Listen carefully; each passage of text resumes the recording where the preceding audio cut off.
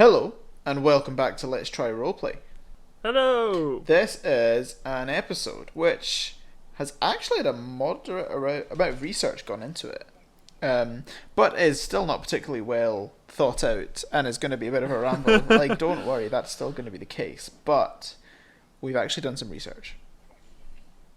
So this is Conor and James Discuss. Oh, I forgot Star to do Wars the jingle. and it's alright, I'll send you over the jingle so you can edit it in. Yeah. Okay. It'll go in now. Ba-da-ba-ba-ba-da-ba-da-ba. Conor and James Discuss. Good. But yes, we have decided that what we want to do is talk about Star Wars because, what else would we do? We haven't done a lot of that No. recently, so we thought we should do a bit more. Exactly. But what we want to talk about is Disney's sequel trilogy been getting a lot of hate and stuff, that now that it's all finished, what did we think of it all? And we want to talk about where Star Wars is going next. We want to talk about some of the High Republic stuff. And we just want to talk about a little bit of the controversy and stuff that's going on around all of these things, because there's a lot of rumours going around. Yes, there's a lot of rumours at the moment, so we thought we'd throw our hat in the ring. Yeah, exactly. Try not to create some new rumours. Yeah, try not to offend anyone. That's not going to be I know what Star Wars fandom's like. Somebody is going to be angry about what we've said. Yeah. Even if we like it, people will get angry about us liking it. That's Star Wars for you. Well, in that case, shall we start off with the sequel trilogy then? So you're a little bit older than me, and I actually came to Star Wars a little bit later. I never saw any of the prequels in the cinema. I started liking Star Wars probably like 2006, 2007, so once episode 3 had come out, whereas you kind of grew up with the prequels. Yeah, no, I did. I think episode 1, I saw all the prequels in the cinema. Yeah. I remember using like basically dial-up internet to load the Phantom Menace trailer. Wow. And but at that point, it was probably my your dad trying to load up the Phantom Menace trailer. Yeah, no, it was. Yeah, I remember sitting on my dad's lap and we were like waiting for it to download, and then we managed to watch it. Yeah. And playing this dumb little 2D helicopter game that we had on the little computer back then, watch that trailer over and over. And I think because of the age I was when I watched those movies, 1 has always had a special place in my heart. I see episode 1 through rose-tinted goggles. Totally. Even though conceptually it's a pretty poor movie and it's not very... Its pacing is all over the place. It's not very well scripted. Its plot is it's got so many boring politics things in it and convoluted plot lines that are, even today I find difficult to follow. Yeah. But it's just got that epic ending, and the whole thing works really, really well. Whereas weirdly 2, I loved 2 when I was a kid, but 2 has aged like milk for me, I think. Yeah, it aged like pears, some might say. Yeah. But my point in all of this was that the sequel trilogy for me was the first new Star Wars that I ever really experienced. Because I came when I started like Star Wars, the prequels were already done. So the the fucking the Clone Wars movie was the first Star Wars movie I ever watched in the cinema, and right. But then episode 7, and we watched it together. There was some amount of excitement in our wee friend group, and we all went to the midnight showing, and it was a huge deal. We made sure to see every single trailer before it came out. And we discussed and prophesized every single eventuality that ever could for the sequels, and we did the same for 8 and 9. I think Yeah. that Disney had been handed over. Sorry, Lucasfilm had been handed over to Disney before we knew each other. Yes, I think about the year that Episode 7 came out was the first year that we Yeah. met. We'd met that September and it came out in the December. And that was, and I think they'd been sold over maybe 1 or 2 years, maybe 2 years prior to that. I think they'd been sold over. So I think the thing is like what we really I hold on to with a lot of movies that I've really enjoyed and stuff is like, or that when I go back to think of them is I always try and think, well, what did I think about it when I was actually in the cinema? Yeah. And although my opinions of all of the sequel movies have as morphed as time has gone on, Yep. I remember, especially for 7, I just remember being just nerding out in the cinema. I remember like the moment where she's just like, that ship's garbage, and my like mouth dropped because I knew what it was going to be, and I was like, oh my god, and it was like, And Chewie were home. Yeah, exactly. Oh god, it's just, and yeah, like I know that like moments like that don't age particularly well because you don't have that same amount of emotion all the time when you're watching it for the apart from when you're watching it for the first time. But I think movies should have things like that in it that are like when they see this for the first time, they're going to get blown away and that sort and of ultimately, stuff. in terms of making money side, they're only nowadays films only sell, only get money for their cinema stuff because now everything's on streaming platforms and you pay for Disney Plus, but nobody goes out and buys the DVD anymore, really. So all the money that they get is for that first time that someone sees it and being like, "What the fuck? That's amazing." And then they walk away and say, "Oh, so you got to go watch this." Exactly. But it's like, you know, I think the thing about like I think the biggest we're going to jump into criticisms early, but like criticisms with 7 is that it's basically just the same as 4. It's like a rehash of the old story and that sort of stuff. And I think that there is enough new stuff in it that I definitely enjoyed it, and I still enjoy watching 7. The thing for me that I actually think that was a strategic move on behalf of Disney. It's very safe. It was safe, and a lot of people have criticised that. But at the end of the day, I think what people should remember, and this has changed weirdly over the last few years, but like people hated the prequels. Yeah. It's like so fashionable to love the original trilogy and hate the prequels. And it was like such a meme, oh, the prequels are shit, oh, everyone hates the prequels. Now everybody loves the prequels, and it's like, it lumps it in with all of Star Wars that the sequel trilogy is hated. And I think, 7 had a lot of work to try and fix the problems of the sequels. I mean, I always thought that first line in 7, it's like, this will begin to set things right, was supposed to be like, that was supposed to be like a slight against the prequels of being like, yeah, we're going to do Star Wars true again. And I think it was like a good movie that went back to the roots of Star Wars. Yes, it rehashed up sort of the old story, but it also set up the potential for a lot of new stuff, which obviously wasn't, well carried on after. Yeah. But it was a good starting off platform. It was a really well received movie, and I think in my opinion, from what I've seen online, a lot of hate from 7 has come from hate of the rest of the movies, not just 7 as it stood alone. And I liked 7 a lot. I think it's definitely, it's not up there as one of my favorite Star Wars films. Like, no, totally. I think, boil it down. But it's like the characters. Rey in Episode 7 was brilliant. Finn, brilliant. You don't see a lot. You don't see a lot of Poe.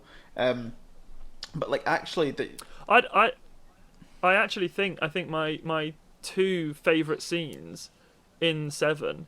I think one of my favourite sequences is Poe and Finn escaping from the Star Destroyer. That bit was like, whoa! I'm so in with these characters. I love them. Oh, God, they've got this really cool dynamic. I already like this a lot. And it's like that's just it was really, really fun. It didn't have to be super deep and meaningful. It was just like really fun. And I was like immediately like, yeah, cool. I want these guys to get away. I want them to escape. This is cool. And then also that bit where Mars's castle's being destroyed and Poe and the Resistance turn up, and I was like, that's fucking so well shot. It's such a cool cinematography. That's a word. Such good cinematography. It's just the whole thing is just brilliant. Yeah. And I definitely like. I actually much preferred Kylo Ren in 8 to what I did in 7. I agree. But he's probably the only character that I could say that for. I preferred Luke in 7 than I did in 8, and that's because he just wasn't really in it and didn't therefore have anything to fuck up. Yeah. Well, I think 7. I think is. I still maintain that it gets too much hate for what it's worth. It's got its issues, but it is good. I think it's a good film in my opinion, and I like it. The ending of 7, when you see Luke Skywalker, like at that point, I remember being like, "This is gonna be a fucking trilogy. Like this is gonna be brilliant. Like, oh my god, Luke's in here now." Little did I know that was gonna be absolutely shoved up my vagina. But and I mean that's one of the things that's damaged its rewatch value a bit as well, isn't it? Is that you watch it going, "Oh well, we all know what's going to happen now." It's just, but I think 7. It has got its own character. It's good. It introduces this new cast of young characters that I accepted. And new actors quickly as well. Yeah, exactly. New actors, and they have the old guard in there, and it's done well. And that music, the bit at the end that you mentioned, that music there is some of the best music in Star Wars. The Jedi Steps is brilliantly written. All of the music in it is fantastically done. Actually, March of the Resistance. Rey's theme is probably the best music. I love Kylo Ren's theme as well. Kylo Ren theme is brilliant. That weird sort of like almost nod to Vader's theme, but doing something, but no like reused or rehashed motifs from it at all. It's this sort of it's the same sort of theme, same sort of like idea. It's all great. Oh. And then Episode 8 came out, and I must say we must totally admit this here and now live that we came out of 8. And our first impressions were that it was just like the best film we'd ever seen. It was good. I mean, don't think we said it was the best film we've ever seen. I think what we exactly said was, "Who the fuck is Snoke?" Yeah. I don't get it. Who the fuck is he? But we liked it. We definitely liked it. I thought 8 was Snoke theories. God. Oh God, yeah. Remember when they mattered? The thing about 8 really, isn't it? It's just. I mean, there was a couple of bits where you and I turned to each other in the cinema and were like the bit with the caretakers and stuff. God, yeah. Why were they in it? That's actually worse than the milk titties, because actually they're not even. It wasn't even funny. It wasn't even like, I can't have a laugh about this. I can't really make a meme out of this. Yeah. I think 8 suffered from a huge number of problems, and the biggest of it being just completely redundant storylines. It's one of those films where people's decisions and opinions and stuff just randomly changed at a certain point, and then basically by the time you get to the last quarter of the film, none of the decisions made earlier on in the movie actually mattered. And I think the sort of whole premise of it was always going to suffer a little bit from like the middle segment of a trilogy. But I mean, having said that, 5 didn't suffer from that, so that theory can go fuck itself. But I think, the whole idea, we don't really have enough hyperspace fuel, and we're trying to escape the First Order, and that whole storyline just seemed a little bit like, I get that it's cool to have the Resistance. Oh no, at this point the Resistance was still quite strong, wasn't it? It's at the end of 8 that they sort of got fucked up. I don't know, man. It's all very like. I mean, it just raises. 8 raised so many questions. Like, right, okay, what the fuck is all this confusion about hyperspace, like, and the fact that it's just one long car chase where they're just moving slightly out of range of the Empire, and you just think, well, why don't they just literally burst forward a little bit faster and catch up to them? I know, if they've got so much, if they're a much bigger ship, and like much bigger ships, they're not running out of fuel. Exactly, and it's like, they've got like, we've sent out our fighters, but we can't support you with the big ships if you go too far out. Well, why don't you send 1 billion of your fucking fighters? Like, and it's there's a lot of questions and that sort of stuff. I know that There's the scene where the hyperspace. I love that scene with the hyperspace where she, Captain Holdo, what the fuck her name is, Admiral Purple Face. Admiral Holdo. Yeah. She that's it. She hyperspaces into the big ship and it like fucks them up. And it's like, fucking like fair play. I mean, they always said like people have said, oh, like hyperspace is it's a different dimension, so it doesn't work like that and all that sort of stuff. Well, no one's ever explicitly said that, unless I'm missing some extended universe stuff that explains hyperspace more. But like, doesn't Han Solo in like one of the earlier in 4 says like you have to do all your calculations because otherwise you could hit something and then that would be your story over pretty quickly. Yeah. And actually, the New High Republic stuff, which we'll get onto later, has also gone into explaining this stuff a little bit more. I wonder if that's a reason. Another retconning movie. It was like the only good thing she did in the movie, and it's like it's a hell of a scene, and it's like really well done, and that impact you get from the noise in the cinema is really well done. I think like for me, I still kind of stand by that. I don't know. I would have liked when Carrie Fisher died. I kind of felt like that was such a big epic moment. I just kind of wish that had been Leia, and I wish that it had been built up enough. Like the story had built up enough to that point so that Leia could do that, and it would be epic. Oh no, yeah. But I agree. don't think that there was really the build. They didn't have the takes to be able to build up to that enough, really. For it to be a good send-off. I think I totally agree. It should have been Leia. It would have meant more. Because when Holdo does it, we're all just like, good, that bitch is dead. No, yeah, literally, all that does, like, oh my god, that was a cool scene. Right, cool, she wasn't actually much of a bitch after all. But realistically, I still hated her character, so... The reason, because I spent ages after watching 8 in the cinema that I didn't watch it again, and then... Oh no, actually, that's a lie. No, I went to see it one more time in the cinema a couple of days after.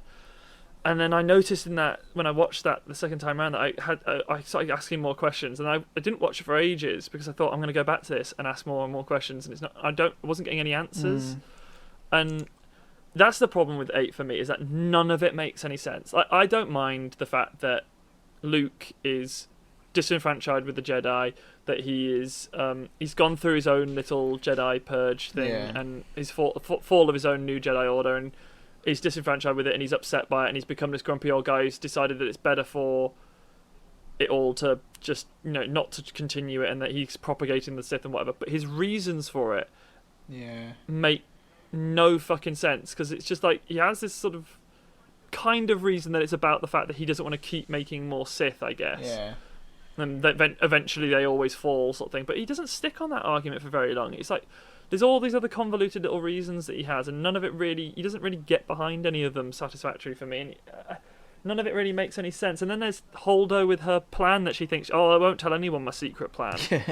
And then that'll work really fucking well, apart from all the people I must be telling to be able to guide the ship there. Yeah. And also, like, I'm not going to tell this one guy who's like fought for the rebellion more than anyone, who's obviously like going to be my fucking right hand man, is like going to be a sick dude, Poe. Yeah. I'm not going to tell him. And even when he starts to do his little mutiny, I'm not going to like take him aside and be like, Poe, right, I've got a secret plan. I'm sorry I didn't tell you about it before, but like, can you calm the fuck down? Like, it doesn't make any sense. Snoke just out of nowhere dies. Doesn't make any fucking sense. We never figure out who he is. Yeah. There's that whole fucking thing with Kylo and Rey and her parents. It doesn't make any fucking sense. There's that whole bit where Rey goes down the hole and looks at a mirror, and for some reason that tells her that she's God. None of it makes any sense. Like, a lot of it's entertaining enough to watch. Like, there's good sequences in it, and I love the whole Luke versus Kylo. Yeah, that really sequence. That bit, and I also I really like the Kylo and Rey fighting the Praetorian Guards, or whatever. The Praetorian Guards, is that what they're called? I think they are. Yeah. But the Luke and Kylo at the end complete the whole sequence on what's it called? What's that planet called? On Crate. Crate, that's it. And that whole sequence on Crate is fucking brilliant. Like, oh no, it's great. And I don't mind that Luke died in it, I would have maybe liked to see more, you know, Force ghosty, forcey stuff with him in 9 to really give back to make up for the shit show that was the first 90% of 8. I think that's it, isn't it? Is that yeah? I love that sequence. I saw somebody tweet about the fact that it's like the most Jedi thing somebody's done, like using the Force purely to defend the people, because he's not making. He can't attack. Yeah. He can't physically touch them. He actually can't do anything. He literally stands in front of them and they hold. And by doing that, he defends all of those people that are escaping out the back door. And I think that's just, so Jedi. There's actually no risk of attack, no aggression whatsoever, and it's so well done. I'm like, yes, Yeah. that's actually very Jedi. Well done. Yeah, no, totally. And the moment when you realise that that's what's happening, because at first I was like, oh, cool, he's brushed his hair. And then you're like, oh, he's got that lightsaber. All right, okay, cool. Why has he got that? That lightsaber's literally just destroyed. All right, and then you see that he's not actually making marks in the snow, and you're like, oh, wait a minute. And then when salt, Connor, they made a big. It's not hot. We've got 3 ideas for planets, and we just keep recycling them. We've got the we've got the sandy one, the desert, we've got the sandy one, we've got the snowy one, and we've got the forest one. Exactly. What other options are there? The city one. We've got the city one as well. Do you know what I think the most original Star Wars planet that we've had recently? I would say is Scarif from the Rogue One. Yeah, Scarif's brilliant. A whole really good, really quite different. One thing, I was watching the Clone Wars yesterday with my sister, and do you remember the mission where they go and you have a sister? Yeah. When they go and break that little pale-faced Yoda dude and Tarkin out of the Citadel, and that was a planet that actually just half of it had been blown off and was just like lava. So actually, it wasn't a spherical planet. It was like had a. Oh, that's so cool. And I thought that was really. I mean, it totally does not work in terms of like astrophysics. Space. But it just looked awesome. It looks sick. Right, okay, so then 9. Then 9. What do we think? I haven't seen 9 again since I watched it in the cinema. I'm actually worried too, because it's got so much hate. And of my experience with 8, I'm actually worried that I won't like it as much. So I've seen it twice. I saw it the 2 days in a row, and I bought the DVD. And it's sitting in my house, and the only reason I haven't watched it is because we've been busy and stuff, and whenever we're all my family are around and my mum's not massive into Star Wars, we usually watch something else, but eventually we just got to tell her to fuck off and that we're going to watch some Star Wars. But yeah, I think it did some things well and it did some things poorly. It didn't, for me, feel like the finale of 9 films. But the thing that ultimately, the thing that Star Wars has struggled with, because it's been a franchise that's crossed 3 generations, and there's not many franchises that you can say have done that. It's also a franchise that has reinvented filmmaking twice, and this is now a franchise, and it's we're into its 5th decade. And like, you're trying to appeal to kids because they're the people that they're going to get the money from.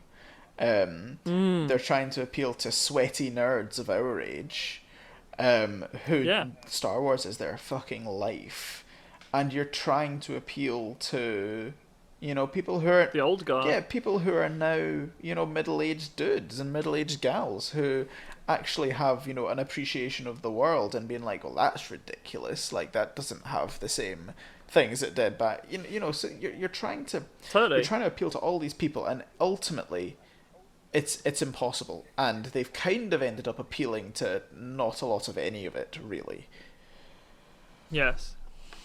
No, I think I agree, and the thing is, my thing with 9 is, so I agree. I don't think it feels like a completion to 9 films. I think it does a fairly good job of trying to wrap up the thing is, I say the mess of the sequels. The problem with the sequels is 8. Yep. 8 completely in my opinion, 8 derailed the sequels, and 9 had to do a lot to try and like get it back on track or go along with what 9 was gonna do, which with what 8 sort of set up, which didn't make any sense and was just like a lot of plot holes and problems. So, I mean, for me, the first like 15 minutes of 9 was sort of brush that under the carpet, pretend it didn't happen, and just get on with it, which I'm actually, mostly okay with. Fuck it. Yeah. It obviously leaves problems for 9, where it's open to a lot of criticism about its continuity, just because it's coming off something that it's trying to ignore. Yeah. But for me, this is going to be a weird thing, because everyone seems to hate fan service. Everyone seems to, it's so fan service, it's just bullshit. I think those people aren't fans. But just give me that. Fucking shove it down my fucking throat, please. Yeah, I honestly don't think 9 had enough fan service. Yeah, this is true. It had a fair bit. It definitely had a fair bit in there. But it just, I don't think it had enough fan service for... If you're going to close off, if this is going to be the last Star Wars, this is what they keep saying, isn't it? This is the last of the Skywalker saga. This is it, done. Not going to do it again. Yeah. This is it. If you're going to do that, you've got to service the fuck out of... There's got to be... You can't pander the whole film to everybody, but you can give something in there for everyone. Yeah. This is for them. This bit's for those guys. Here's a big bit where all of them turn up as Force ghosts and absolutely fucking wreck each other. Yeah. Where the fucking Emperor stands, I am all the Sith, and then fucking Maul, Vader, Dooku, everyone turns up, and then she's like, but I'm all the Jedi, and then Anakin, Obi-Wan, Yoda, everyone fucking turns up, and you're just like, let's fucking nonce some people. Yeah. Then you have a 5-hour-long fight sequence. And it's just do it. Ah. I think that I for a lot of people say that that Palpatine ruined 9. And I am, James, you know me, I'm a Palpatine stan. I love Palpatine. Absolute Sheev-natic. Yeah, Sheev-natic. And I think, no, Palpatine is the Star Wars bad guy. This motherfucker completely coordinated the Clone Wars. He was the head of both sides. Only someone of immense power and intelligence can do that. He masterminded the whole empire. He's, this guy is the epitome of evil. It makes complete sense to me that he's been overseeing this. All of Vader throwing him down a shaft. Of course that's not going to kill him. He's so powerful. He's obviously been able to work out a way to do that. I feel like there should have been more throughout 7 and 8 to sort of give hints that it was Palpatine, because it did kind of feel like... I was totally about to agree. Yeah. It's just 9 is just so rushed. It tries to do everything in it, and my brother was like, I'm going to go see 9 in the cinema. I don't actually think he ended up going to see it. I think his work got in the way. And so hopefully I'm going to watch 9 again with all of them soon, because we've got Disney Plus and we're just going to sit down and watch it together. Yeah. But I was like, dude, because Andrew never watches trailers before he goes to the cinema. Yeah. He doesn't he wants to just experience it raw, and I which is quite respectable. My desire to watch a trailer is so big. But I was like, Andrew, you've got to watch the trailer for 9 before you go. And I was like, why? Because otherwise you're going to get sucker punched. Yeah. Imagine if you didn't know Palpatine was coming back and you get that front crawl that just tries to sort of crowbar, oh, by the way, the Emperor's back. Yeah. What? I felt accepting of it because I knew he was coming back for a year, because it had been in the trailer. Yeah. And we knew he was coming back. We knew Palpatine was going to be in this film. So, I was more accepting of that glaring plot hole. That Palpatine is crowbarred into this film. He's suddenly back. He's suddenly got this giant fleet, all that sort of stuff. And yes, I'm one of those Star Wars fans that's totally happy to accept. And when they put out the excuses, which is what they are. Yeah. I'm totally happy to accept. Yes, it has been fucking 30 years. This planet has been being built for, designed for so long. They've got all the Sith fucking fanatics of the galaxy have been there for ages, probably even before 6, building his backup plan. Yeah. All this jazz, and that's all like, yeah, cool. I'm totally fine to accept. I also think it's totally acceptable for people to think, no, that's bullshit. Like, that's complete nonsense. Yeah. And like, why did they never show us any of that? And that's just poor story writing, because it should, realistically, films should be able to stand on their own and not require tons of supplementation. At this point, like, we're trying to be like trying to work out, like, okay, I can see how that could have been happening in the background. Yeah, okay, I can see that. Yeah, great. But actually, you should be like, oh shit, of course that's what's been happening. Like, like you've been laying these little crumbs, and now they all make sense. Of course, Palpatine's behind it all. Whereas now you're like, okay, yeah, sure, Palpatine could have been behind it all, but. Yes, yeah, exactly. And I mean, the thing is, we're massive Star Wars fans, and we want to like Star Wars. And yes, we're finding that we're trying to pick the things that make those excuses for us and make it work, and like help our headcanon with it. But if it was all just complete dog shit, we would call it out for it. We don't like a lot of 8. I would say that I don't particularly like 8. I think it would be it's probably my second worst Star Wars film, just above 2. Yeah. But I also don't think a trilogy. I like 3 a lot, and that saved the prequel trilogy for me. But I think you've got to say that 2 is as a second film in a trilogy. 2 is a better second film in a trilogy to 8. I'd probably agree. I don't like the film as much, but actually it feels like it's part of that trilogy, and it doesn't throw any huge clangers into the mix, which totally completely fuck up the next film, which 8 does. No, it's totally true. It doesn't. 2 didn't require correction, other than we need. When they did 3, they needed to correct the fact that a lot of people didn't like 2. Yeah, and the reason for that, but it didn't require rewriting, retconning of plot or anything like that. And the reason for that is because George Lucas just had complete control over the prequels. For better or for worse. I mean, it was done with a vision. Yeah, exactly. Yeah, they had the whole trilogy planned out before they started. Whereas there was one plan for the trilogy that then got trashed, and then someone else said, oh, this is going to be the plan for the trilogy, and then they went, actually, no, that was really bad, now we're going to go back to the first plan. How the fuck do we, make it all together again? This is why you need a Kevin Feige. Yeah. This is why Marvel's worked. And yes, there's time problems with Marvel's time continuity, but fuck's sake, I mean, there's God knows, 20 films in Marvel, and how well does it work? It's brilliantly done. God, I mean, no one has ever done what Marvel has done before with such a massive franchise and that many films, and actually keep it all together. Yeah, totally. And at the end of it, end it in what in my opinion is like a damn near perfect movie. I think honestly, Star Wars, the new sequel trilogy, needed far more, not meddling and oversight, but it needed more continuity. There had to be a plan that was agreed. This is what's happening in the trilogy. Have your different directors, it's fine. So you get different styles of the movie, that would be fine. But there has to be a plan, and the director isn't writing the fucking film. Yeah. He is just, he is directing the film and helping modify that story for the style of movie that he wants to make. Yeah. But the story has been agreed already, and that it's there for reference. Yeah.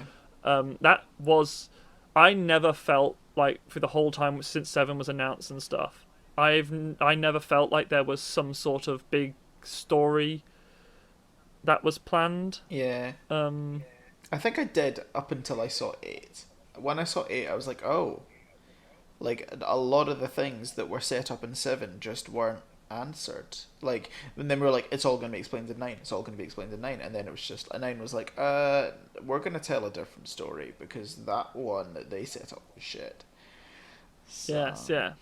It's just, it was an odd decision, I think, and people will have their qualms with J.J. Abrams and whatever, but I liked 7 enough, I liked 9 enough. Yeah. I think if he'd been in control of it, it wouldn't have been as controversial. Yeah.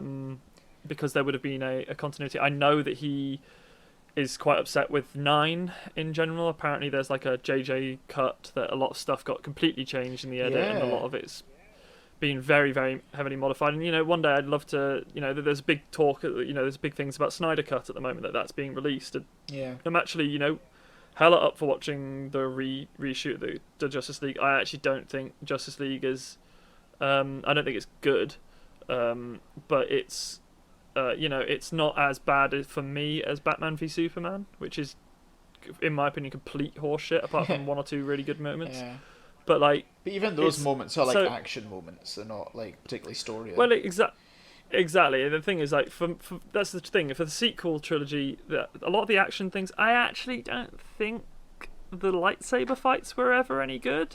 Yeah, I know, but also they wanted to be more like the original trilogy. They didn't, because the in the prequels, it was the time when the Jedi were like at their, were very strong, and at the end of the day, lightsaber skills comes through, being taught in the Force and stuff, and that's something that they did all the time, day in day out in the prequels, because that was the way that the Jedi was then. Now these days, in the original trilogy and in the sequels, they didn't have that same combat training, so that's sort of my headcanon for it. And I think they just JJ would have looked back and be like, how can you go from amazing fighting to that Vader versus Obi-Wan fight in 4, and then back to amazing fighting again? So it's somewhere in the middle. I think that was the right decision.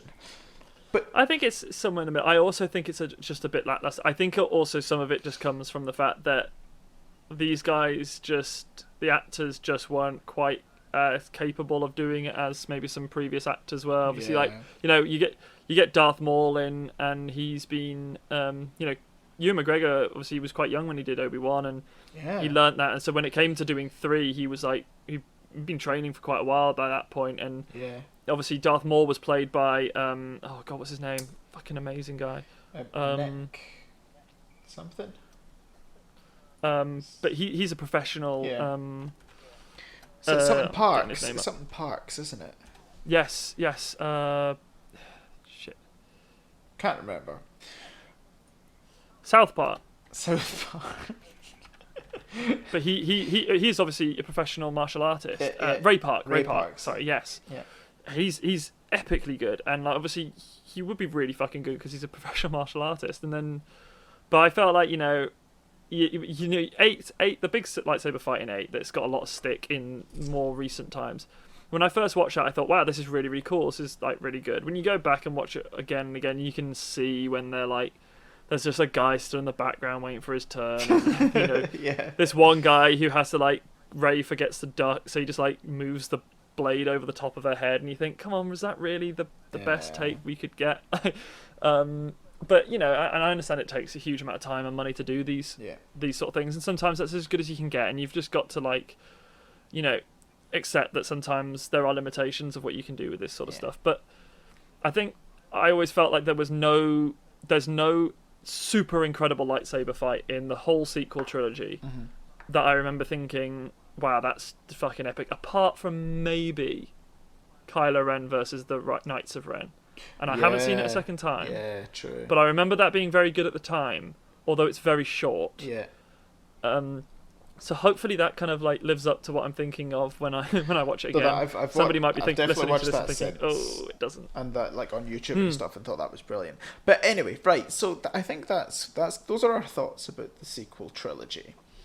So overall, it was a solid 7 out of 10 trilogy. Like, it was good. I really enjoyed the fucking journey. I enjoyed going to see a Star Wars film every Christmas. And it's great, isn't it? I like going to see Star Wars. At the end of the day, Star Wars is back, and I will, give me any Star Wars and I'll fucking watch it. Like, I don't care what it is, just give me Star Wars. And that, my friend, is what they are doing, because we'll now talk a little bit about the new Star Wars stuff that's happening with this High Republic stuff. Let me ask you, do you want to end on the sour note that we're going to, or do you want to end on the high note of the High Republic? Should we go into the controversy of this stuff whilst we're talking about it? Yes. Yeah, let's do and that. end on the high.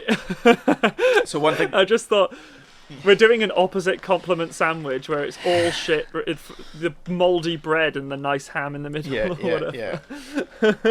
So we wanted to talk a little bit about some of the criticism that it's got, specifically directed at Kathleen Kennedy, who is the head of Lucasfilm, the president of Lucasfilm, who was George Lucas's sort of right-hand woman for a long time.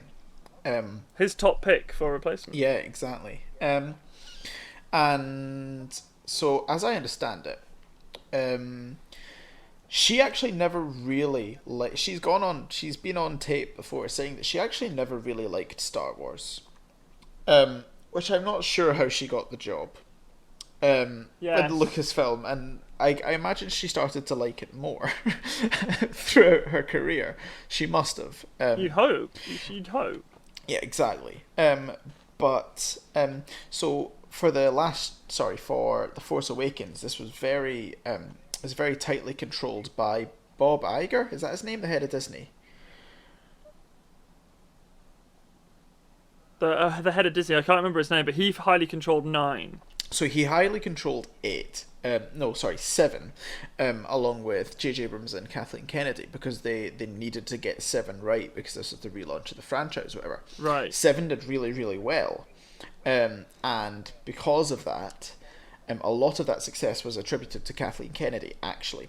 And because of that, they sort of let her have a lot more creative influence on 8. She hired a whole of sort of her team, and one of the people that she brought in was Rian Johnson. Yes. And so there was it was a lot less, just sort of go and do what you want for 8, which is what we were saying is bad, because you need someone like Kevin Feige, tying everything together. And then The Last Jedi, so one of the things that The Last Jedi, a lot of the critics really, really liked it.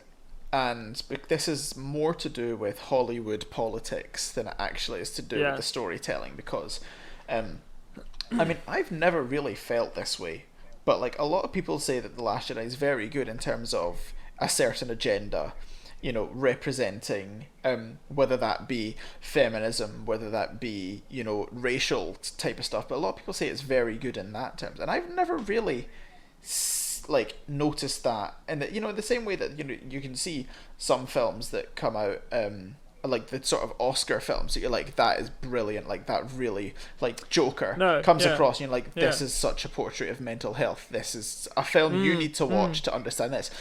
Was it 12 Years a Slave? You need to watch that film to understand about the path that black people have had to come through to get where they are. I never watched The Last Jedi. I'm like, that is a film you need to watch because it just does these things so well. So I don't really understand why the critics all love it so much in terms of the sort of activism that was in it. I agree. I don't think it was particularly well done in that respect, and I think a lot of the controversies of she's a big activist. She's very pro a lot of these causes. As is Rian Johnson. It's totally fucking fine. I think that, a lot of people have said, oh, that doesn't have a place in Star Wars. I think it totally fucking has a place in Star Wars. Yeah. Star Wars is all about good versus evil. That, from the fucking start, one of the most badass fucking characters of Star Wars has been Leia, who was a woman in a time when women couldn't be in, positions of power. Yep. She was, fucking leading the rebellion. She was sick. She was, the people's face for it. She was, so badass. She was, outdoing Han Solo with the just jump down a fucking bin chute, you dunce. Yeah. She's it's Star Wars has always had a lot of this sort of stuff in there. It's the Jedi are fighting against the inequality. It's this. So look how fucked up the bad guys are, but also the bad guys are also capable of redemption. Look at that complex character arc, all that sort of stuff. That stuff totally has a place in Star Wars. Why would you put it into a film that's so poorly fucking written so that nobody will give a shit about it? Yeah, exactly. The problem is that stuff goes in there, but ultimately films are about story and, the audience enjoying a story, and the side thing to that, or something that should be woven seamlessly through the story to only augment it, should be this sort of activism stuff. It shouldn't be like, oh, it's a shit story, but who cares, because we're really sticking up for these people. Yeah. If you, the thing is, it doesn't matter how good your cause is. If you want somebody to take it in, if I want you to eat a nice meal I've made, I will serve it on a plate, not on dog shit. Then you're not good. No matter how good the food I've made it is, it's still been served on dog shit. It doesn't matter how good your cause it is. Yeah. If you put it forward in a fucking crap film, nobody is going to take it in. Nobody's going to enjoy the film enough to take the time to listen to the cause that you've put in it, and the thing. That's the problem I found with it, is that it became, whether they were spending too much time trying to put this this agenda in there, or what, and they neglected the story or whatever. It's all just. I don't know. It just all felt like the whole film just ended up being like, I'm talking specifically about 8, but the 8 like became a complete mess for the most part, Yeah. and it's, I think they wanted to do the things like, hey, we need to look at like all the rich evil people that are in the Yeah. in the galaxy and all that sort of stuff, and like, yeah, totally, but nobody. I mean, I was pretty bored in the cinema, but with and I found that a real shame, because Yeah. Finn was done a complete disservice. And I mean, I feel really sorry for the actress who played Rose. Yeah. That she got so much hate because of this, and she does not deserve that. She did not write that film. She did the best that she could with it, and her acting is not particularly poor. But Rose is a character who's completely crowbarred in there for the purpose of this pointless storyline, and so she never even got a chance. Yeah, like for me, that's the only, like, I can see that the Kathleen Kennedy would want, okay, here's this interracial couple. They're not really, not even really a couple. It kind of shoehorned in a bit, and the whole thing about there's war is, there's actually another side to war that, both sides are losing, because war is just, someone is always profiting out of war. And I sort of like, that's a sort of, Exactly. that is a sort of representation of real world problems that we have here. So I'm like, okay, I can see that. But that's the only reason that whole storyline was in there, because it was pointless otherwise. And it is pointless, and it's I think you and I, most people in the cinema, would have been bored by the time any of that important stuff turned up, because you're just like, what the fuck are they doing? And then at the end of all of it, people don't remember all, until, maybe ages later people will talk about it like we are now and think about all that sort of stuff. But like, really, most people would have gone, what the fuck was the point in all of that? They didn't even get the thing that they wanted, and didn't even, like, it turns out all we needed to do was fire one of our ships at them, and problem solved. Yeah. Like, I don't know. Odd. No, totally. But so then after, so 8 came out, 8. So all the critics said it was brilliant. I remember distinctly all the critics saying 8 is such a brilliant film. Like, oh my god, this is gonna be great. This was in the couple of days before we saw it, and then it came out, and then the audience, had their opinions, and and everyone said, "Nah, this film is shit." And and because of that, it flopped, because ultimately, films make money by one person saying, I saw The Last Jedi the other day, it was sick, you should go and see it. Or saying, I saw The Last Jedi the other day, it was a bit shit, what else was on? Oh yeah, go and see that, the new fucking whatever film instead. Because people, the vast majority, there will be the people who go and see Star Wars because they love Star Wars, and they're always going to see it. The way they make money is by the other people who might not actually have necessarily gone to see that film otherwise, but someone has said, go and see that film, it's great, or they've seen a review on the telly, or whatever. That's how they make money. So, and because of Last Jedi flopping so hard, Solo was, a flop before its conception. Solo never got a chance. Yeah, and it's not that bad a film. It's really not that bad a film. Like, it's definitely one I've seen it 3 times or something. It's nothing special. It's nothing special, but it is a good little romp. It's a good bit of fun. Yeah. I actually don't think the guy who plays Solo does a particularly bad job. It was always going to suffer from the fact that they recast Harrison Ford. Yeah, totally. The guy, Donald Glover, holy shit, star of the show. Yeah, like, he's great. That guy, when I first heard his voice, because he's not on screen the first time he speaks, I thought it was Lando Calrissian. Yeah. I just thought, oh my god, that's incredible. He's so good. Yeah. I think he's the best part of that movie. No, it's great. And then, so what happened ultimately after that? You've got 2 Disney films, 2 Star Wars films flopping in succession for the first time ever, because actually the prequels did not flop. They were heavily criticised, but they did not flop. Now you've got 2 Star Wars films in a row that have completely flopped, and Disney are going, what the fuck do we do? So, Bob Iger came back in, the CEO of Disney, and he sort of micromanaged The Rise of Skywalker in the same way that he did The Force Awakens. And that was the bringing back J.J. Abrams, and that's the reason why it wasn't a complete disaster. And there was a lot of hard decisions that had to be made there. And actually, George Lucas Was he to have a fair amount of input in this, or was that in the Mandalorian? I know he had a big input in the Mandalorian. I don't know whether he had a big input in Rise of Skywalker as well. I'm not sure how much input he had into Rise of Skywalker. I think so. The Rise of Skywalker had a what's his name coming in and interfering with Rise of Skywalker. I think it gave a little bit of benefit and also a lot of detriment. Yeah. I think the problem is that we said you need a Kevin Feige, but a Kevin Feige only works if that person has the master plan for the whole. Yeah. Kevin Feige has this amazing team behind him, and it's not just him. We can't say it's just him. He's got this amazing team behind him that planned all of this stuff and had this amazing storyline all ready to go behind the scenes. Yeah. If they've got that in place, they're the guy that knows that, and they know how to be like, right, you're going away from the master plan. Okay, you're doing something a bit too crazy here. Like, Yeah, right, totally. we need to change this. But like, it doesn't work if you go in like just be another. Too many cooks ruin the stew. Is that the expression? Seth, something like that. You end up with piss everywhere, and it's just like. If nobody's got a plan, at least J.J. Abrams had made 7. Yeah. At least he had some degree of continuity in his mind about of how the story should go. I think I'd be very interested to see if they ever were to release his version of 9. Yeah. I feel sorry for all the actors that were involved in it because they have shouldered a lot of the hate of it, and it's not their fault. Daisy Ridley's acting, I think, in 8 is really poor, but in 7 and 9 it's really good. Yeah. So I'm not really sure what happened there, but like it's not their fault that all of this was a bit of a mess. And yeah. So what this has sort of ultimately led to is that there's some rumours. Who knows whether there's any sort of truth to them at all?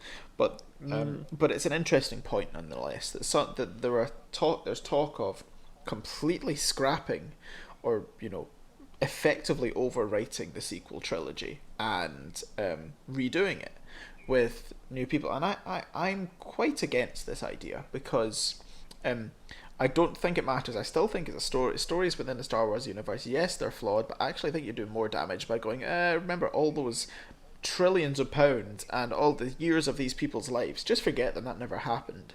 Like, there's other parts of Star Wars that we want to explore. And sort of residing this whole trilogy to this Veil of the Force thing, which was introduced in Star Wars Rebels, being sort of alternate timelines that can exist at once, and that the Emperor has control over these. And just saying, oh yeah, that was just this weird alternate timeline. Actually, let's go back and do this other thing. Because George Lucas's original idea for the sequel trilogy that he proposed to Disney when he sold Lucasfilm, but was completely sort of written off, was much, and surprise, surprise, but it was all about actually the science behind fucking midichlorians and stuff, and actually a much more sciencey story about the Force, because that's just kind of more, which is more what he was into them. So I don't blame, Disney for being like, nah, let's not tell that story. That sounds no. I think I agree. I wouldn't want them to do it. I think it would be an unwise decision. I don't think anyone would go and see them, or what they're doing 7 again, or it'd just be crap. Or they're doing 8 again. I think it would come with a huge amount of stigma unless they got one film out that was just really good and carried the rest of them. Yeah. I think the thing is, we want to see other Star Wars. Like, okay, cool, but we're done with the Skywalker saga. Let's move on. I think people have spoken a lot about the High Republic stuff. Why don't you just give us the Old Republic and all this sort of stuff? And a lot of people have said, well, at least it's something new, and that is true. Yeah. All the other stuff that's come out, it still exists. Yeah. All the stuff that's been assigned Legends, you can still go listen to it. You can still go watch it. You can still read it. It's still there. Like, nothing can ruin Star Wars. If you like the original trilogy and you want to pretend that that's the only thing in Star Wars, then pretend it's the only thing in Star Wars. It hasn't ruined that. Those films haven't got worse. Unless you count the fact that George Lucas keeps changing them. Yeah. But like, in my head and in your head, that all the Old Republic stuff is still canon. And just canon is what you make of it. And I think this was a very, very controversial thing that Kathleen Kennedy said a couple of weeks ago, when there was the question about canon, and she was like, right, just don't worry about canon. Who cares about canon? And then everyone was like, it is literally your only job. Your only job is to make sure that the canon makes sense and to be an overseer of everything. It wasn't her though. I don't think it was her. I think it was one of the other higher ups. I thought it was her. No, I think it was. I think it was a guy who said it. Right, okay. because I seem to remember seeing the tweet and it was like a dude with short hair. Okay, fair enough. But then again, maybe Kathleen Kennedy is a dude with short hair. But it's I think it is. Canon is important, and because it binds the story together, and makes the story matter. Yeah. But fuck it. If they decide fuck it, we're gonna redo the sequel trilogy, I'll go watch it. No, yeah, totally, yeah. More fucking Star Wars. If I watch it and go that was worse, sequel trilogy will be my canon. I don't care. Yeah. Like not everyone. At the end of the day, humanity is not like about to end, regardless of what might be happening with COVID. But like it's not like in 100 years everyone is going to be dead. Yeah. Like hopefully humanity will keep living on for thousands and thousands of years, and God knows how many Star Wars films will be out by then. Imagine if you could travel 1,000 years in the future and they're like, oh, we're doing Star Wars 1,000. Every fucking possible story is going to be told eventually. Yeah. And we've got these amazing stories at the moment with like the Mandalorian and the Mandalorian's epically good, and the Kenobi series. This is the stuff that we want. We want to go back and see High Republic or Republic stuff. I'm sick of the Skywalker saga. Move on. There's so much else. Yeah. I want to know what the hell happens. 100 years, 200 years after the Rise of Skywalker. There's just so much Star Wars out there. We're just totally centered on this 60-year period or whatever. That it's like 100 years or however long it is, but yeah, should we talk about the High Republic then? That's sort of a nice segue. Sure. Oh, in fact, one more thing. We should say at the end of all of that, we still kind of like the sequel trilogy. It's pretty good. Totally. Seven's pretty good. Yeah. 8's pretty bad, and 9's almost pretty good. But one thing that actually, there's a whole big thing that I wanted to talk about to do with that before we move on to talk about the High Republic, and that is so Kathleen Kennedy's contract expires in 2021. She's leaving. And I doubt they'll renew it because Jon Favreau has now got involved in Star Wars and is becoming increasingly involved, and he's actually so the coronavirus thing has actually been quite good for Star Wars because it has actually given them a bit of time to sort out the High Republic, because a lot of people were sort of quite critical of it when it came out, of the ideas behind it. We'll talk about that in a minute. But The Mandalorian was such a success, and Dave Filoni's final season of Clone Wars was such a success. So yes, these two, Favreau and Filoni, and also interestingly George Lucas, are sort of forming a faction within the sort of Star Wars higher-ups communities who are sort of opposing Kathleen Kennedy and her sort of band of people. And I think what we will see is that that Favreau and Filoni will take over once Kathleen Kennedy steps down. And I actually think they're trying to they are definitely sort of kind of delaying stuff with the High Republic. They've planned phase 1 of the High Republic, but beyond that they were meant to be going into it and sorting it out now, but actually they're kind of delaying that now with COVID, so that I think Favreau and Filoni can sort of continue it on without Kathleen Kennedy. I honestly think, regardless of what you think of her as a person, I've seen a lot of people criticizing, oh, she's just too political, she just has these agendas. Good, she's an activist, she's pushing for a better world. Good. Yeah, totally. The thing that doesn't make for me means that she isn't suited for this job. She doesn't like Star Wars. What the fuck? Like, why would you? Sure, fine. If you don't like Star Wars, fucking power to you. Fair enough. Like, if it's not your thing, it's not your thing. Why would you try and run it? I just don't get it. If I was allergic to chickens, I wouldn't run a chicken farm. Like, I don't... Yeah. I don't get it. I just don't get it. I think that, for me, that was never going to be a success with somebody that just fundamentally didn't like or just didn't believe in the project. It's never going to work. Yeah. So... And the other two, Favreau, especially Filoni, Dave Filoni, God bless his heart, that man lives and breathes Star Wars, and he totally fucking gets it. Yeah. And I think one of the big things is because one of the ideas about the High Republic is that there's no war.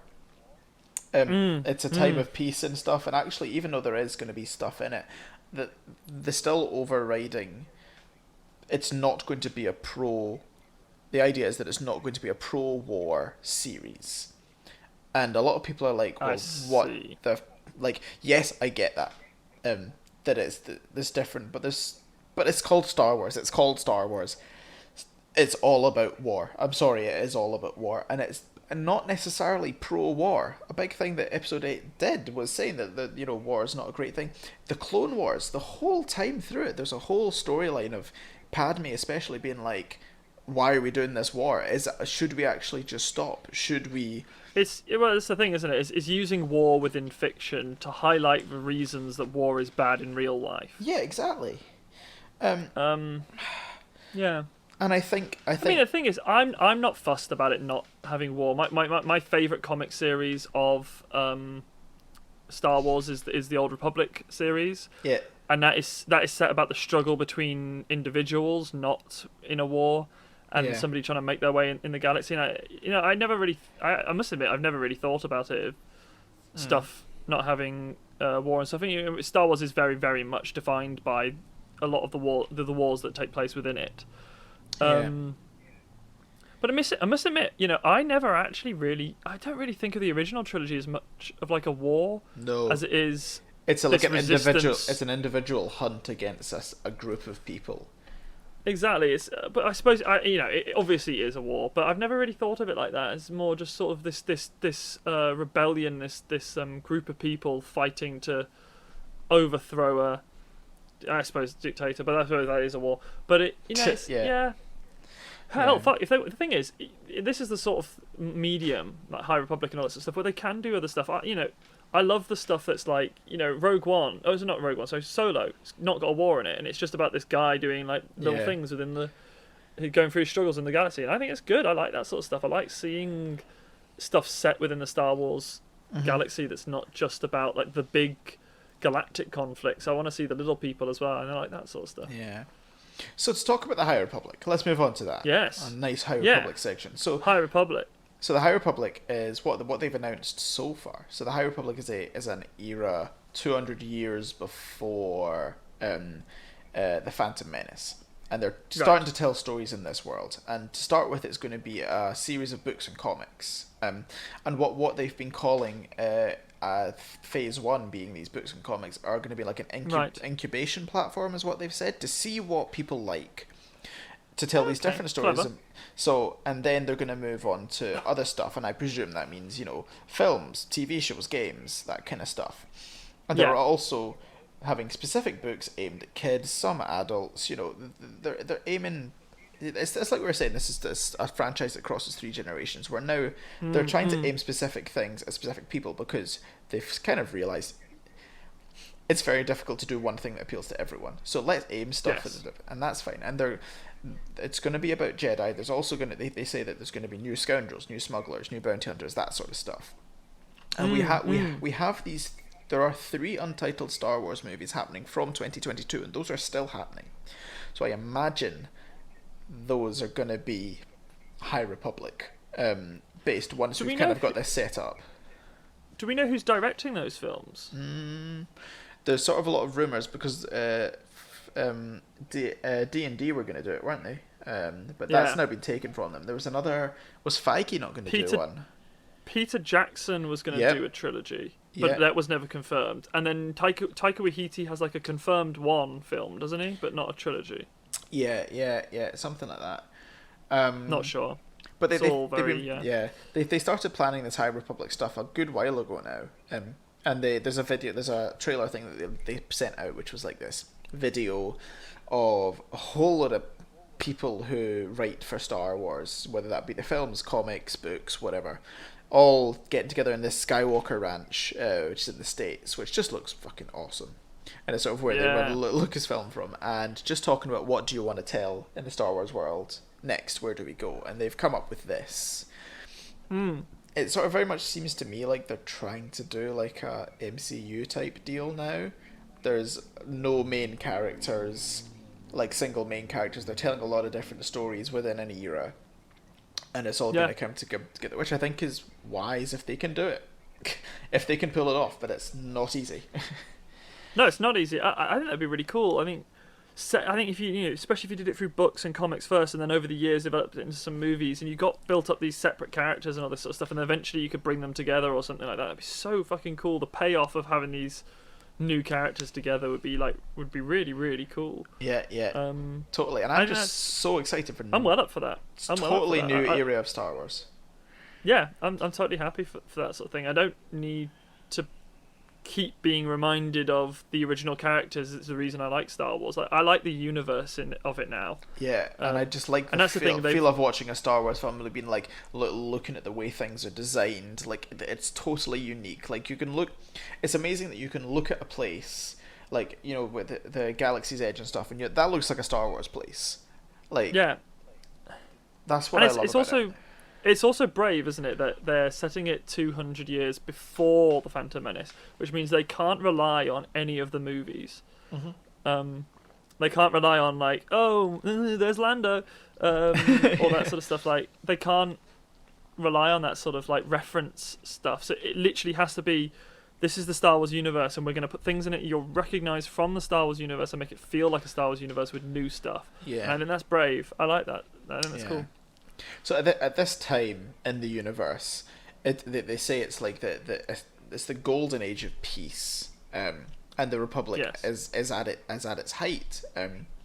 There's been, you know, how there were, you know, the Sith haven't been around for 1,000 years and stuff. You say that in the prequel trilogy. So there's been a long time where it's just been peace. There's been no Sith. There's been no nothing. Obviously, we know that Darth Bane and his rule of two, and, you know, going through all those different, you know, Bane and Plagueis, and, you know, there's stuff been going on in the background, but, you know, this is a golden age of peace for the galaxy regardless, and it's not even like they can throw a massive spanner in the works with that, because that is what they say in the prequels. So we can't just suddenly have, like, a huge Sith war, like. Yes. So, the big thing about this time, and this is still a story focusing on the Jedi, which I think is good. I mean, if you deviate too far from that, it's not Star Wars anymore. But the Jedi in this time are not actually associated with the Republic. And this. So they are. Because I was reading the chapter this morning. They're not. So actually, it made me realise. Because we were talking about this the other day briefly, weren't we? Yeah. So the what it is. 1 second, I'm gonna find that thing that I had. I don't have the thing anymore. Good. I don't have the chapter. So they work very closely with the Republic. Yeah. But then it actually made me realise that the Jedi are never actually part of the Republic. Okay. Yeah. I mean, yeah.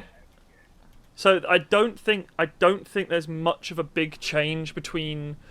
Because I can read you the thing from the actual chapter.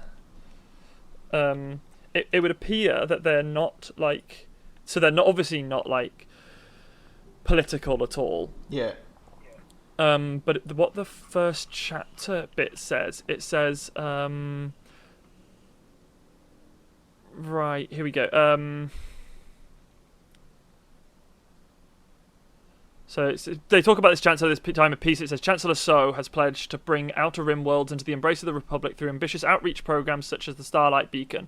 Yep. Order and justice are maintained on the galactic frontier by Jedi Knights, guardians of peace who have mastered incredible abilities stemming from their mysterious energy field known as the Force. Yep. The Jedi work closely with the Republic and have agreed to establish outposts in the Outer Rim to help those who might require aid. Which... Yeah. I think from what I've read of it so far, and I think maybe people might be interpreting it differently, and it may change, and I might not know what I'm talking about, but for me, it feels very much like the relationship that the Jedi have with the Republic. Yeah, I know. I think the one of the ideas that I've seen in various different videos and stuff is that this is a relatively new thing, though. The Jedi actually being involved. This is sort of when they start having a real association with the Republic. Right. And before, they were just these weird fucking, like, priests that, you know, when we don't actually know anything that was canon before then. But actually, because we were talking about this the other day, how Ben Kenobi says the days of the Old Republic, and I think you're right. I think he does mean as in just like the Republic when he says that in episode 4. But I was watching Clone Wars yesterday, and Master Sassy Tin, one of the Jedi Masters, the guy with the weird horns, it does't really narrow it down in Star Wars, but anyway, one of the Jedi Masters. I think I know who you mean. Yeah, he's like, oh, we haven't had, starfights. You know, we haven't had like aerial combats like this since the days of the Old Republic.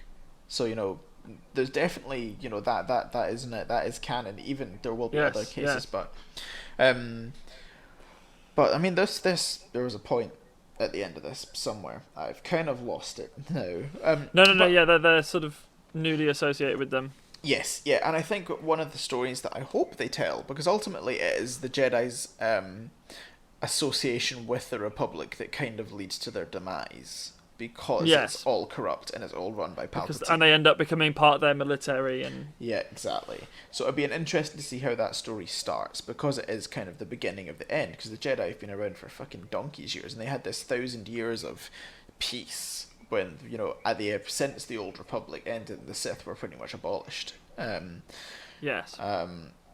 And so now this is how that, because ultimately so you've got these 200 years, and then the Jedi very, very, very quickly collapse over the course of, it's 10 years or something, isn't it, between episode 1 and episode 3, and it all just goes to shit very, very quickly. So it'd be interesting to see Yeah. the sort of the little crumbs that led to that over the course of this. Because at the moment they talk about them as like, oh, there's like, they're almost like cowboys or like Wild West, they're out. Well, I'd be interested because obviously, yeah, because you're right. They had this big collapse over from episode 1, but like even at the time of episode 1, like the supposedly in the at least the canon that we have at the moment, the Jedi were a shadow of what the Order that they were before. Yeah. Like if you include the Old Republic in stuff and like think about what it was like then, like in that sort of time there were like hundreds of thousands of Jedi around the galaxy. Yeah, yeah. Or at least how I understand it. And then by the time you get to 1, there's like 2,000 Jedi in the whole galaxy, which is why it's so easy for the entire galaxy to forget them, because there's millions of star systems. Yeah. And yet there's only 2,000 Jedi in the whole galaxy. Yeah. So by the time they actually, which is why they're all able to be a general in the Clone Wars, like each Jedi is a general or a commander, because they can have that many battalions, because there's not actually that many on a galaxy scale. Yeah, totally. So it's like, like by that point they were already like most of the galaxy had already put them into myth, because they hadn't seen like most of the galaxy wouldn't have seen a Jedi in hundreds of years. Yeah. So it's like it'd be interesting to see sort of what like how like established the Jedi Order is, like how is it on the way down, is it at its peak? I'm interested to see that sort of stuff. That's really cool. Yeah, because I know that there's definitely this idea of what they've called the Jedi Knights of the Round Table, which must be the sort of the head of this order, but we don't really know. I don't get the impression that there's millions and millions of temples all spread across the galaxy, and also I don't know there would have to have been a pretty big event to get from that in the High Republic era to what we have in the prequels. I feel like that would have had to be swindled down from sort of back in the Old Republic times, because that was when the real wars were. And so it seems to me that the only mention of the Jedi Temple here is the Jedi on the frontier can be the only resource for people with nowhere else to turn. Though outposts operate independently and without direct assistance from the Great Jedi Temple on Coruscant, they act as an effective deterrent to those who do evil in the dark. So I think it's like this idea that the Jedi are going out into the Outer Rim to set up these outposts, and they report to the Jedi Temple on Coruscant. But they're not like directly getting help from the Jedi Temple. A Jedi will go out, set out this outpost, and then they're sort of on their own. Yeah. I sort of got that impression as well. Which I think you're right. It's kind of like that Wild West sort of outposty sort of deal. It's like there's a far off higher ups, but they're not incomplete. You got to trust in your members, the Knights of the Order to go. Yeah, totally.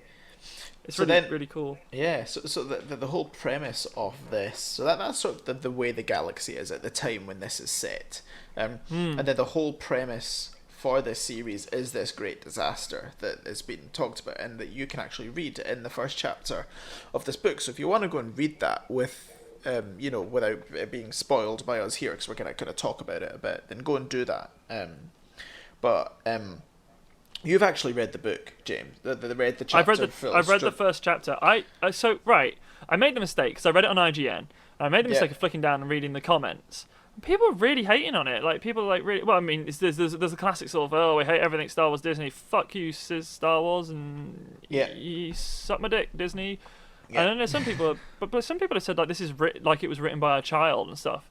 I must. I mean, I know I'm dyslexic, but I must really like Charles' writing because I got hooked by this.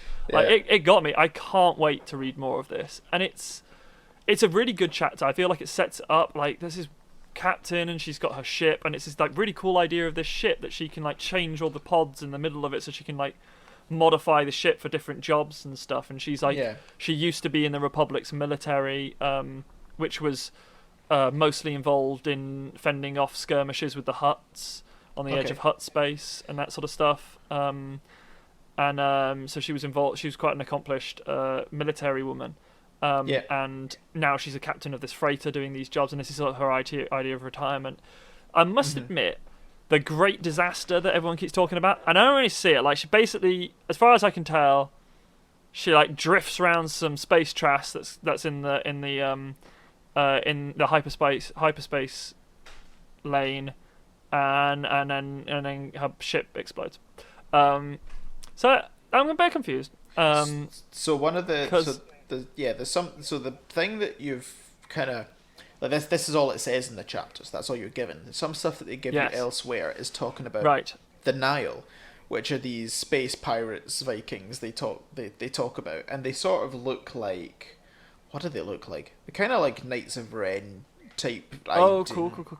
So these are the main bad guys for this era. And something that the way that they are causing havoc is that they're able to weaponize hyperspace. And so what they're doing is, because hyperspace has only really been recently invented, they're using it to try and, for their own personal gain. So what they've been doing, and an example of it is this is the biggest example, this great disaster, is putting shit in hyperspace lanes to destroy stuff so that then they can reap the rewards from that. Oh, I see. Okay, yeah. So that's really cool. Yeah. That's the reason. The reason this is the great disaster. They've got this hyperspace technology now, and it's going to bring the whole galaxy together. But it's really, really easy for people to fuck up and to so it's only take advantage of it. So basically they're giving us a start date of the invention of hyperspace. That's a lot closer than I thought it would be. So it's their, I don't know if it's the start of hyperspace, but it's the start of really connecting worlds with hyperspace developing lanes. the hyperspace lanes, I suppose. Yes. Yeah.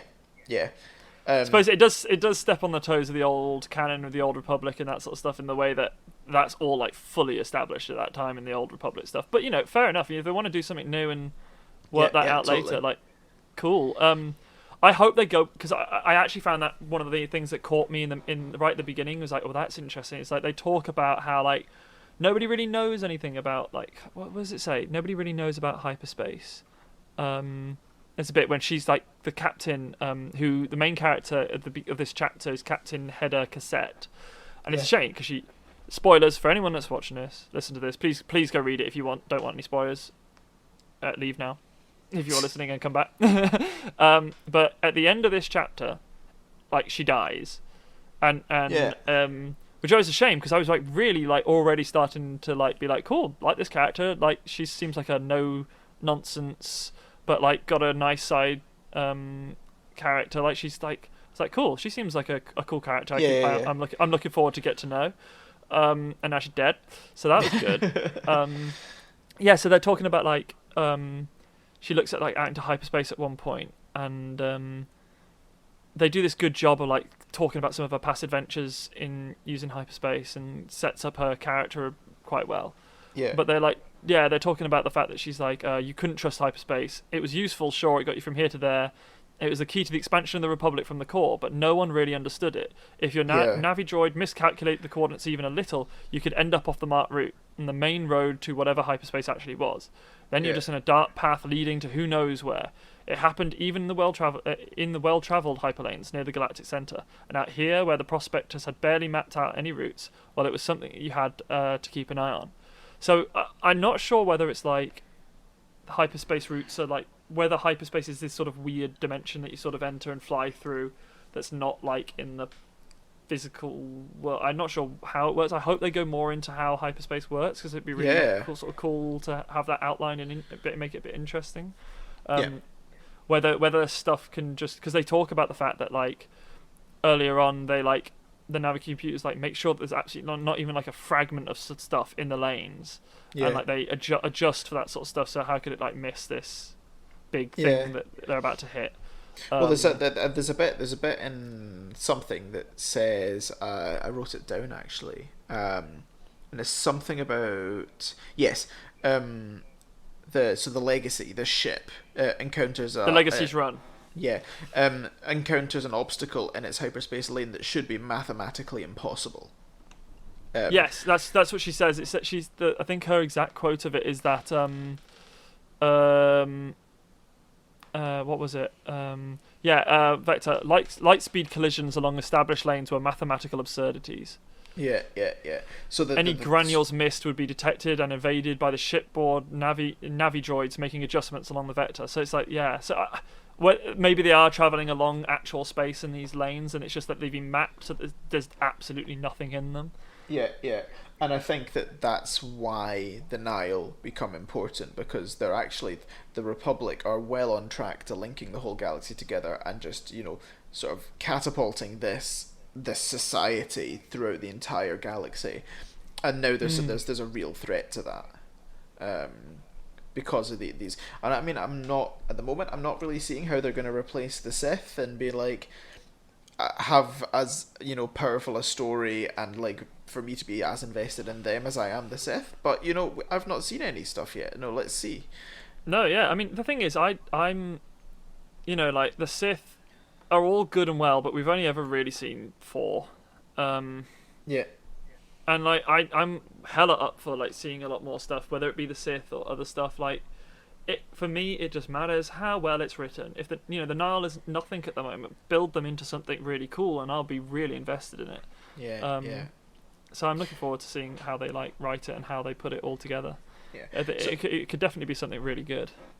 So what things do they have in this that can actually pull back? Because they very much want to step away from the Skywalker saga and whatnot. But things like Yoda, Yoda will be in the Jedi Order. He'll be very high up in the Jedi Order because he's going to be like 700 years old at this point. Fuck! I hadn't even thought of that, Connor. Yeah. Oh, okay, I'm in. I don't give a shit about the rest of the stuff. As long as I see like Yoda say 1 or 2 things, I'm happy. Well, then who else? Who else is old as fuck? Chewie. Chewie's old, but I don't think Chewie's not that old. He's like 120 when he meets Han, I think. Well, you talked about the Hutts earlier. Like Jabba the Hutt, he's old. I don't know how old the Hutts can live for, actually. Yeah, that's a good point. The Hutts could definitely be. But it's Yoda, isn't it? Yoda's like the. I don't know about the other species how long they sort of like live for. But I can totally see that Yoda would be one of the right. highest people up in the Jedi Order, even at that stage. Oh yeah, no, he would. I mean, I would have thought that he would be at that age would either be one of the one of the very, very well respected Jedi Masters, or even on the Council. Yeah. So Jabba the Hutt was 600 years old, approximately, at the time of Return of the Jedi. Well, you go, that fat bastard could be anywhere. Who knows? Yeah. Totally. I mean, it's really. The thing is that the ending of it. I'm gonna read the ending of it out. It's a fair little bit, but I'm gonna like flip through it. But it's just so fucking. Just be aware that I don't need to leave in the next couple of minutes. I'm aware. But this is just very like. This caught me. This ending bit was like, fuck. I want to read the next chapter. So it's like. So basically, she pulls this crazy move to try and like get the ship around the obstacle, and actually manages to dodge it. Yeah. She's like trying to like fight the ship, and it's like Hedda did not fail her ship; it failed her. The groan of overstressed metal became a scream. The vibrations of the ship's passage through space took a new timber Hedda had felt too many times before. It was the feeling of a ship that was moved beyond its limits, whether from taking too much damage in a firefight, or as here, just being asked to perform a maneuver that was more than it could give. The Legacy run was tearing itself apart. It had seconds to live at most. Hedda opened her eyes. She released the control sticks, and tapped out commands on her console, activating the bulkhead shielding that separated each cargo hold in the instance of a disaster, thinking that perhaps it could give some of the people on board a chance. She thought about Serge and his friends playing in the common area. This is like a kid. playing in the common area, and how emergency doors had just slammed down around the entrance to each passenger module, possibly trapping them in a zone that would shortly become a vacuum. She hoped the children had gone to their families when the alarms sounded. She didn't know. She just didn't know. Hedda locked her eyes with her first officer, who was staring at her. Knowing what was about to happen, he saluted. "Captain," Lieutenant Bowman said, "it's Bina. The bridge ripped open. Hedda Cassett died, not knowing if she had saved anyone at all." Yeah, shit, I got shivers, dude. And I was like, fuck, that's so dark. I was like, this is so brutal. It's like, oh yes, I want to read more. Give me the next chapter. Yeah. So, yeah, High Republic. So up for it. So now that book was going to be coming out in August, so like next month, but is now going to be coming out in January. Yeah. And yeah, totally hyped for it. And I'm also so up for just giving a clean slate for Star Wars and launching off of something completely new, but still having that, having Yoda around and stuff to sort of pull us back into the, like, this is still Star Wars, this is still the stuff you loved from the prequels and the sequels, and like... Exactly, and I'm also looking forward to having lots of different mediums to enjoy a story in, because, a lot of time when they do the games in Star Wars now, they try and step away from being like, oh, we're just not going to do Vader in this or whatever and stuff. So it'd be nice to have all these characters and stuff that you can be like, well, here's this comic within it and this book within it, and I'm going to read fucking all of it. I'm going to play the games. I'm going to watch the movies. I hope they give him an animated TV show. It's going to be fucking brilliant. Yeah, because they will do movies. Of course, they're going to do movies. That's what they're building up to. Eventually, they will. Like I said, humanity is not about to die. We will make movies of everything. Yeah. Well, right. I think that was quite a good way to end it, with you actually reading out the end of the story. Go read the first chapter. It's available online for free. Watch the trailer for it. Get hype. Yeah, well and truly on the High Republic hype train. Yeah. It's going to be... I hope it's good. I mean, we can't say it's going to be good. We have got no fucking idea. But we hope it's good. I'm looking at the poster for it right now, and there's a Wookiee holding a lightsaber. How could I be unhappy? Right. Shall we be off then? Shall we let these guys get back to whatever they're doing? Yeah. Thank you very, very much for listening. Yeah, it's been a pleasure. Well, thank you very much for talking about Star Wars with me, James. Yeah, and we should say, yes, we know that these are just our opinions, and also we have not gone into every detail of everything. We will have missed stuff, because if we did, we would be here for the next 16 years. But yeah, no, we hope that you respect our opinions, and we hope you know that we respect yours, no matter what they are, so long as they're not like super dark and Sith-like. But yeah, as long as you ain't so dark-sided. Yeah, thank you very, very much for listening. We hope you're looking forward to new Star Wars stuff. Yeah, right. Well, thank you for listening. We'll see you later. Thank you. Bye-bye. Bye-bye.